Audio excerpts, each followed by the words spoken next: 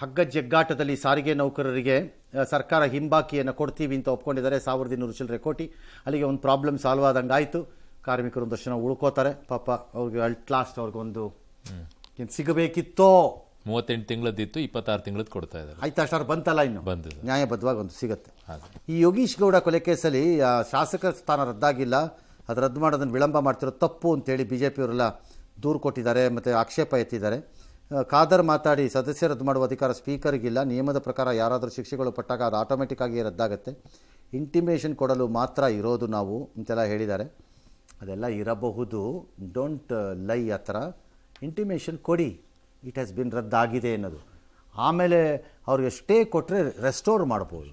ಇದು ಒಬ್ಬ MP ಕೇಸಲ್ಲಿ ನಡೆದಿಲ್ವಾ, ಯಾವುದೋ ಒನ್ ಆಫ್ ದಿ ಯೂನಿಯನ್ ಟೆರಿಟರೀಸಲ್ಲಿ ರದ್ದಾಗಿದ್ದು ವಾಪಸ್ ಬಂದಿದ್ದು, ರದ್ದಾಗಿದ್ದು ವಾಪಸ್ ಬಂದಿದ್ದು. ಅವ್ರಿಗೆ ಸುಮ್ಮನೆ ಸುಳ್ಳು ಹೇಳಬೇಡಿ ನಿಮಗೆ ಬೇಕು ಅಂತ.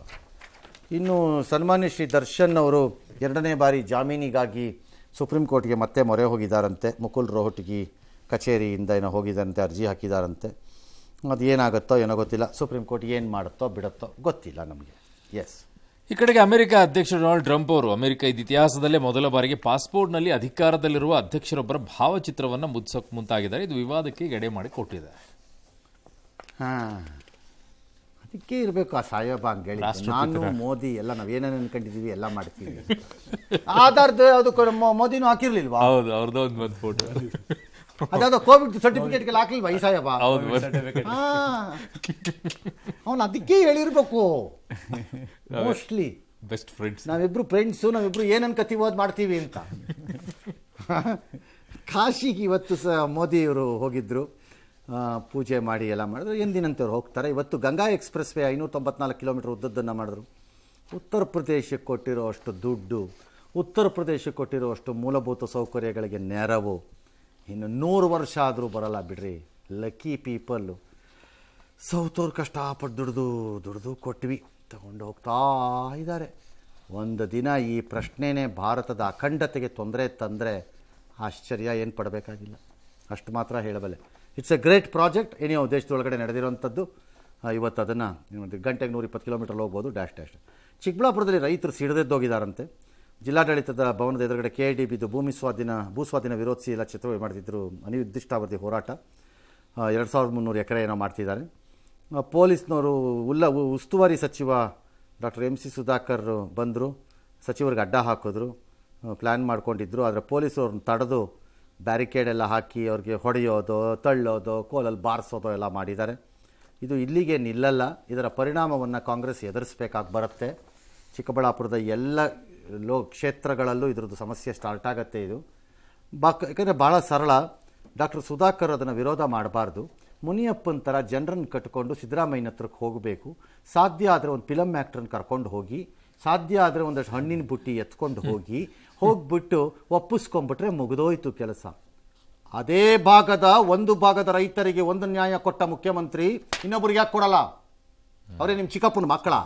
ಅಥವಾ DK ಶಿವಕುಮಾರ್ ಲ್ಯಾಂಡ್ ಇತ್ತ ಅಲ್ಲಿ? ಯಾಕೆ ಕೊಡಲ್ಲ?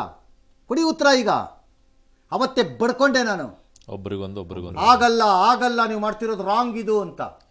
ಯಾರೋ ಬಂದ್ರಂತೆ, ಬುರುಡೆ ಗಿರಾಕಿಗಳು ಬುರುಡೆ ಬಿಟ್ರಂತೆ, ನಾಜುಕೈಗಳು. ಈ ಮುಖ್ಯಮಂತ್ರಿ ಪಲ್ಲಂಗ ಇದನ್ನೇನು ಒಡ್ಡೋಲಗಾನ ಹಾಕ್ಕೊಂಡು ಮಾಡಿದ್ರಂತೆ. ಈಗ ಇವರೇನು ನಿಮ್ಮ ದಯಾದಿಗಳ ಅಥವಾ ಪಾಕಿಸ್ತಾನದಿಂದ ಬಂದಿರೋ ಟೆರರಿಸ್ಟ್ಗಳ? ಇವ್ರದ್ದು ಜಮೀನಲ್ವಾ? ಅವ್ರದ್ದು ಮಾತ್ರ ಜಮೀನಾ? ಅವ್ರಿಗೆ ಮಾತ್ರ ಮಾತಾ? ಇವ್ರಿಗೇನು ವಿಷ ಕೊಡಿ.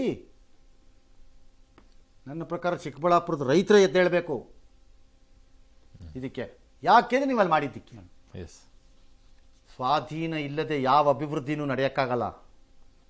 ಯಾವ ಸರ್ಕಾರ ಬಂದರೂ ಅಷ್ಟೇ, ಯಾವನು ಬಂದರೂ ಅಷ್ಟೇ, ಸ್ವಾಧೀನ ಆಗಲೇಬೇಕು, ಅಭಿವೃದ್ಧಿ ಆಗಬೇಕು ಅನ್ನೋದಾದರೆ ಹೆಂಗೆ ಅನ್ನೋದು ಅಲ್ಲೆಲ್ಲ ನಿಮ್ಮ ಎಡಬಿಡಂಗಿತನ ಮತ್ತು ಇದ್ರದ್ದು ಕೇಳ್ತಿರೋದು ನಾನು. ಒಂದ್ ಕಡೆ ಒಂದೊಂದು ರೂಲ್ಸ್.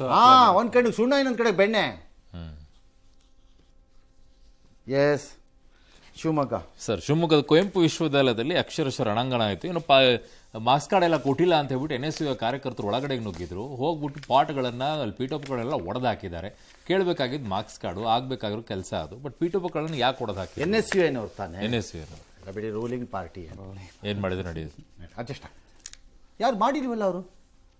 ಯಾರ ಕಿಡಿಗೇಡಿಗಳು ಮಾಡೋದು NSU ಅಲ್ಲ ಸರ್. ABVP ಇರಬೇಕು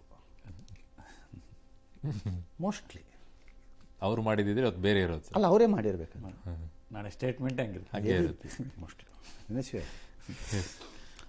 ಹೊರಡುವುದಕ್ಕೆ ಮೊದಲು ಪುದುಚೇರಿ ಇದೊಂದು ನಾವು ನಿಮ್ಗೆ ಹೇಳಲಿಲ್ಲ. ಪುದುಚೇರಿನಲ್ಲಿ NDA ನೇತೃತ್ವದ ಸರ್ಕಾರ ಬರುತ್ತೆ ಅಂತ ಹೇಳ್ತಿದ್ದಾರೆ. 4ನೇ ತಾರೀಕು ಫಲಿತಾಂಶ ಬರುತ್ತೆ. ಅವತ್ತೇ ಇದು ಏನು ಮತ ಎಣಿಕೆ ಕಾರ್ಯಕ್ರಮ.